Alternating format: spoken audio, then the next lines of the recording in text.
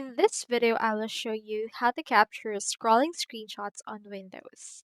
So in order to capture those scrolling screenshots, I actually recommend to use the PicPic application.